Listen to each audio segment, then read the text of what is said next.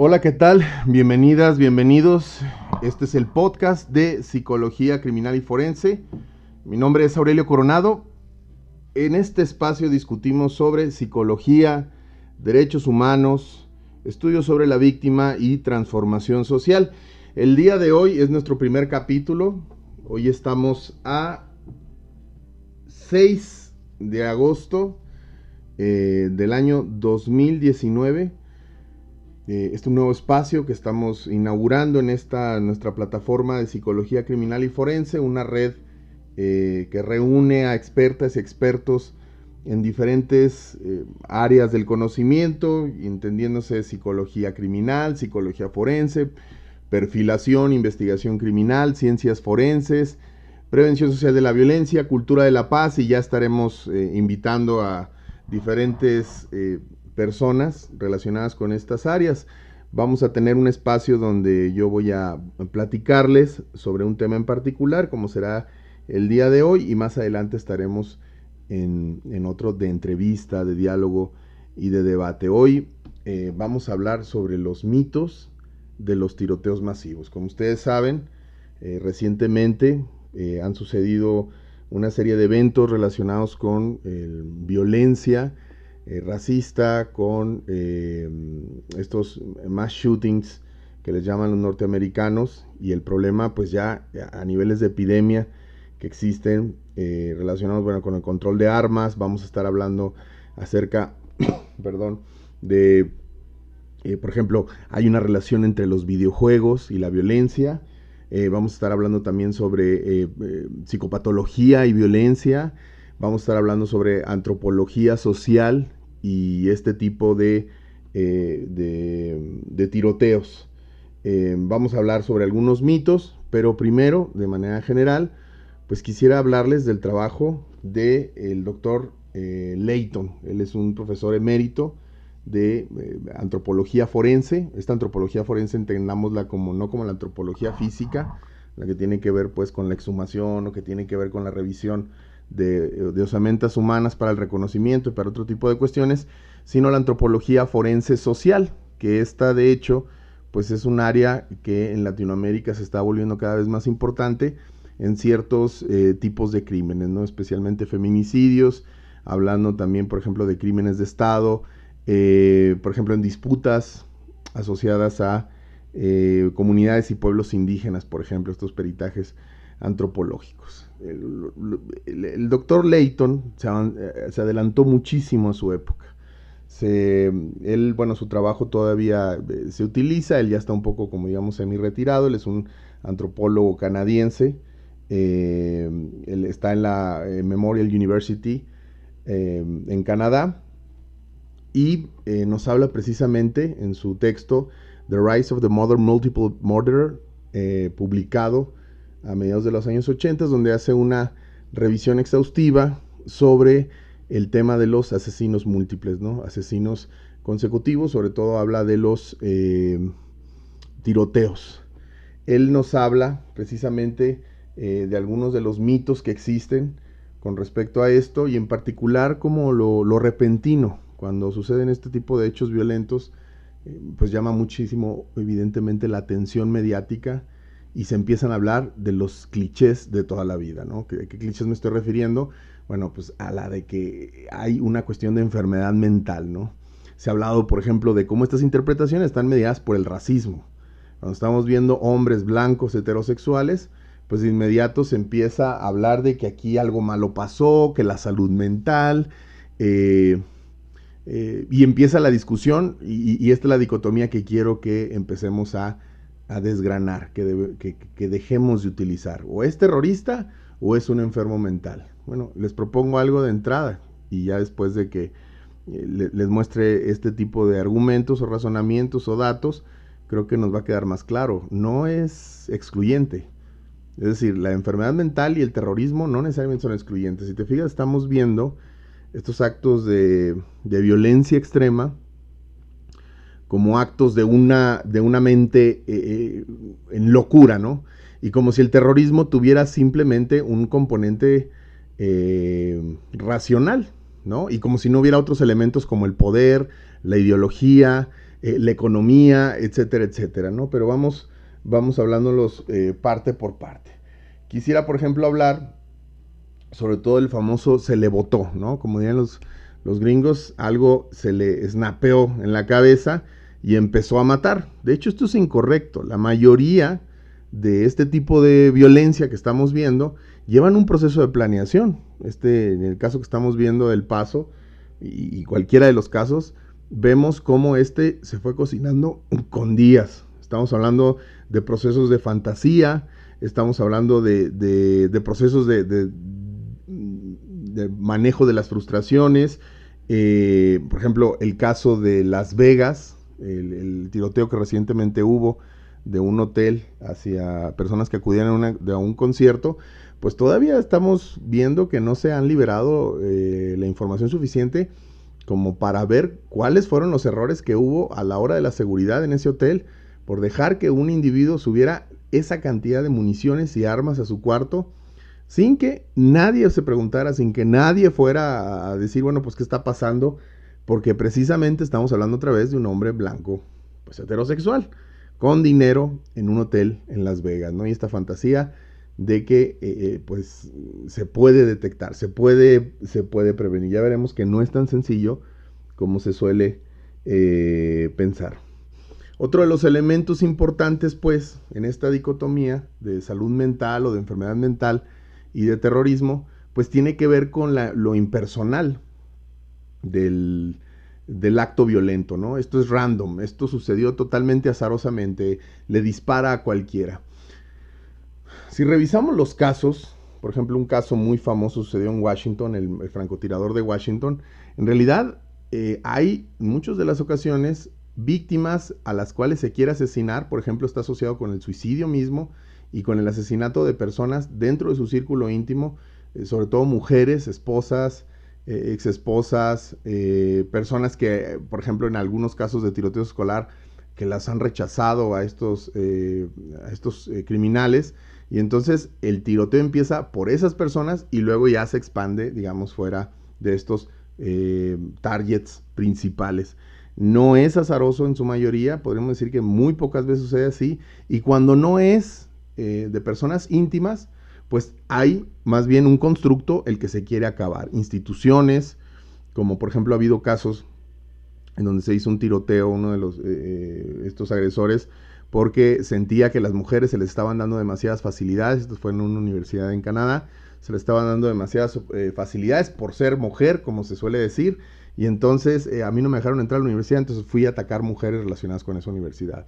O lo que estamos viendo otra vez en El Paso, que al parecer pues está, y bueno, es bastante evidente, tiene que ver con motivaciones raciales, con todo este discurso de odio contra la migración, con esta criminalización que se hace del migrante, y esto es algo que vemos en las redes sociales, que estamos viendo constantemente para el uso político, porque es muy rentable, porque el odio, porque la división, porque el generar, por ejemplo, utilizar mitos, el mito en particular de que los migrantes generan más criminalidad, lo estamos viendo en Estados Unidos, pero también lo estamos viendo en Latinoamérica. Si tú me escuchas en Colombia, seguramente habrás escuchado que los venezolanos están llegando y se están apoderando, ¿no? En México estamos utilizando mucho la migración que viene de El Salvador, la migración que viene de Guatemala, que viene de Centroamérica en general, y se está diciendo, bueno, es que estos criminales vienen a quitarnos los pocos trabajos, a que se gasten el poco dinero que tenemos, a generar crímenes, ¿no? Y entonces este discurso de odio,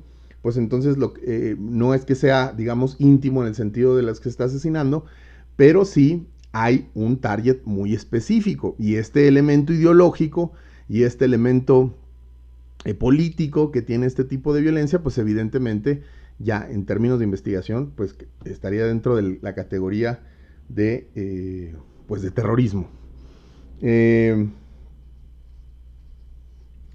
Algunas de las características que normalmente se pueden observar en este tipo de agresores, pues es obviamente personas que han sido desvinculadas, que no tienen nexos, que tienen muy poca, que viven en soledad, pues, que se sienten como extraños y que han empezado a generar, y esto no es que necesariamente se le pueda atribuir específicamente a algún caso, pero sí la forma en que las redes sociales empiezan a generar estas burbujas o estos universos particulares de información, pues aumenta el problema, ¿no? ¿A qué me refiero con esto de las redes sociales? Bueno, pues que vivimos en un mundo cibernético en donde los algoritmos permiten que yo tenga la razón constantemente. Si yo tengo ciertas búsquedas en YouTube, por ejemplo, pues me empiezan a salir solo videos de las cosas que están, digamos, o que me corroboran mis ideas, o que me corroboran mi agenda política, o mis miedos, o mis filias. Y hay muchísima información en internet, hay muchísimos espacios de odio, tanto en blogs como en videos, productos precisamente incluso de campañas políticas, y ahora estamos en campañas políticas en todo el mundo, para poder otra vez reafirmar la agenda de ciertas personas y aprovecharse para generar el voto. Entonces, estos son los elementos que están alrededor de estos tiroteos que estamos viendo, este tiroteo en particular que acabamos de vivir lamentablemente en El Paso. Es odio hacia los mexicanos que se ha pues alimentado de esta retórica precisamente del presidente de Estados Unidos de Norteamérica y obviamente de toda una partida de conservadores. Pero esto no somos ajenos en Latinoamérica, ¿no? Brasil, otra vez en México se ha utilizado mucho, se pagan para generar contenido en redes sociales que alimente esta idea. Es la agenda de desinformar y de aprovecharse de algunos de los mitos asociados precisamente a la migración y a otros elementos, ¿no? Quisiera hablar de 5 mitos que hay alrededor de estos tiroteos y darles algunos datos para que podamos tenerlos presentes y podamos entender mejor cómo se investiga este tipo de violencia y cómo se entiende desde la psicología criminal. Bueno, el primero y el más importante, bueno, pues tiene que ver con la relación que hay entre este tipo de agresiones, este tipo de violencia, este tipo de asesinatos y las enfermedades mentales. En realidad hay muy poco, el porcentaje de casos en donde se tiene un diagnóstico y se tiene un antecedente muy claro de enfermedad mental, solamente el 4%. Y esto no se nos debe de olvidar. Eso no quiere decir que no haya ciertos componentes, por ejemplo, de neurosis o algún otro tipo de condición psicológica asociada, pero no será esta, digamos, el elemento principal a entender. El elemento principal tiene que ver con las condiciones más bien psicosociales, no psicopatológicas. ¿Cómo las podemos diferenciar? Bueno, la psicopatología supone una condición clínica, y esta condición clínica puede ser incluso una discapacidad psicosocial, hablando de esquizofrenia, por ejemplo. Pero cuando vamos a los indicadores psicosociales nos vamos a referir más bien, por ejemplo, a ciertas condiciones de vida, a ciertos grupos, a ciertos códigos, hablando de manera como muy, como un paréntesis. Por ejemplo, usted puede encontrar grupos, blogs enteros en internet dedicados a el asunto de la violencia contra los hombres, por ejemplo, el activismo de hombres. Y el activismo de hombres se ha estudiado, se relaciona con muchísimos otros grupos, ¿no? Que tiene que ver, por ejemplo, con la agenda de la supremacía blanca, o que tiene que ver, por ejemplo, con los incel, y bueno, otros grupos de personas que se sienten marginalizados, dicen ellos, por estos grupos LGBTI, por ejemplo, que están generando muchos espacios y que ahora tienen todo el poder.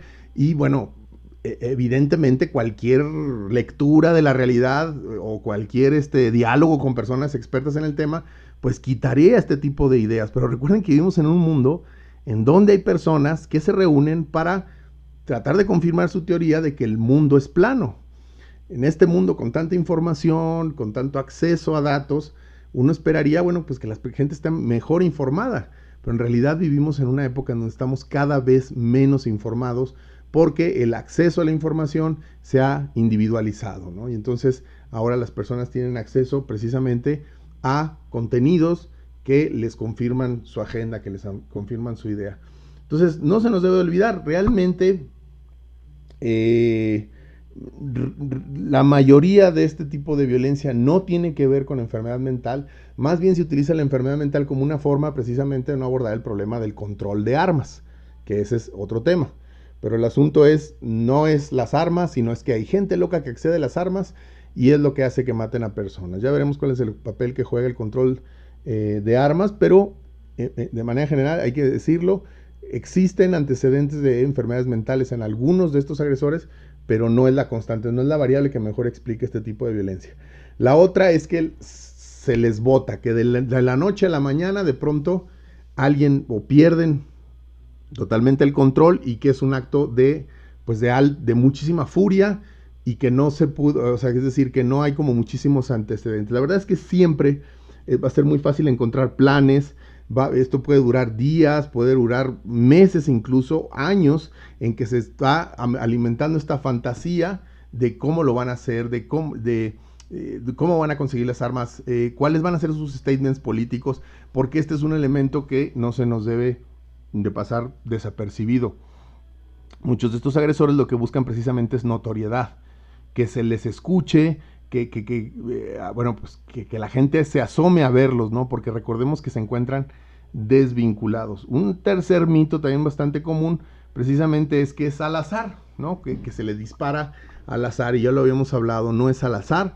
La mayoría de estos blancos están muy finamente elegidos, ¿no? Sobre todo hay componentes de feminicidio.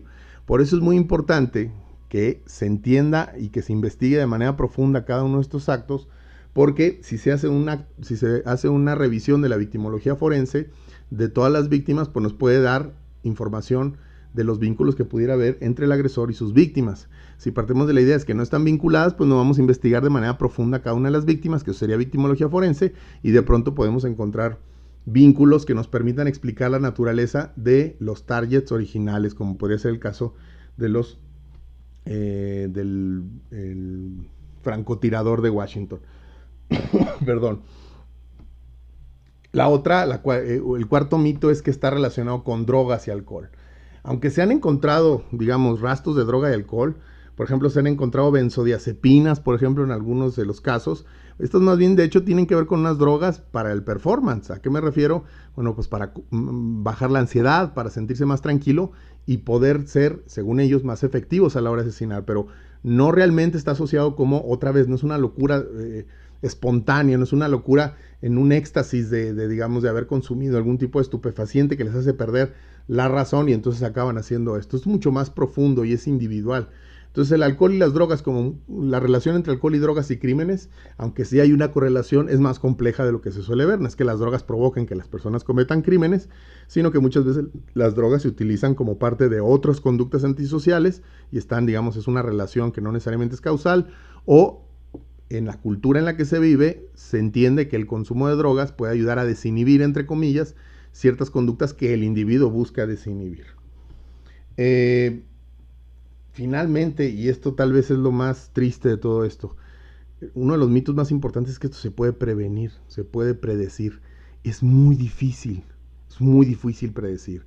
¿Cuántos de estos crímenes vemos salir, por ejemplo, maestros, maestras, y decir, pues sí, yo lo veía muy raro, pero el problema es que las medidas que podamos tomar para prevenirlo, pues lo que van a poder hacer es más bien empezar a generar algunas pues programas o políticas que cuarten libertades, es decir, porque ante esta paranoia, pues lo que se va a hacer es empezar a generar expulsiones de universidades o empezar a generar registros, como por ejemplo sucedió después de los actos terroristas del 9/11, septiembre 11, la seguridad en los aeropuertos aumentó muchísimo. Esto no quiere decir que esta seguridad que vemos en los aeropuertos realmente tenga un impacto en detener a criminales o evitar que se, por ejemplo, mueva drogas dentro del espacio aéreo.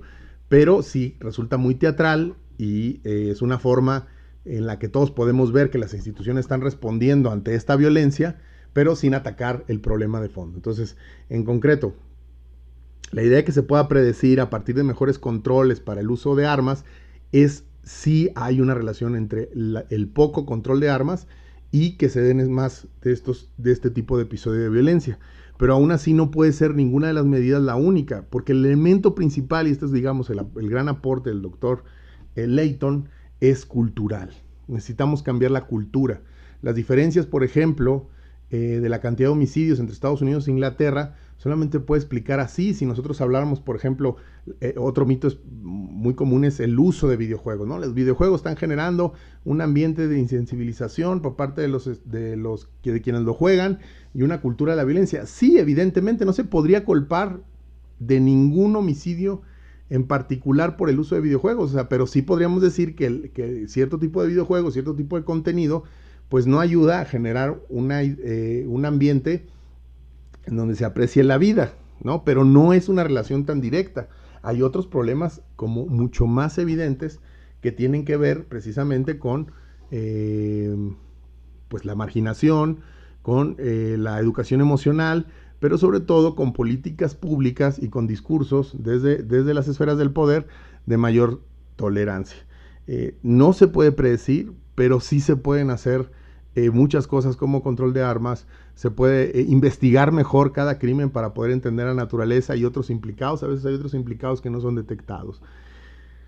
Resumiendo, pues, cuando hablamos de la psicología de este tipo de hechos violentos, tendríamos que superar los discursos mediáticos. Los discursos mediáticos están hechos para, pues para hacer campaña, para una postura o para otra, o para tratar de simplificar un problema complejo. Y estos son dos elementos que vamos a estar viendo constantemente en estos podcasts. Tratar de explicar, tratar de ver cómo el crimen, cómo la violencia se retrata, digamos, en los medios de comunicación, en las redes sociales, para tratar de dar una visión parcializada, ideologizada de la violencia que permita precisamente que las soluciones que realmente harían el cambio no estén visibles para todas y todos los ciudadanos.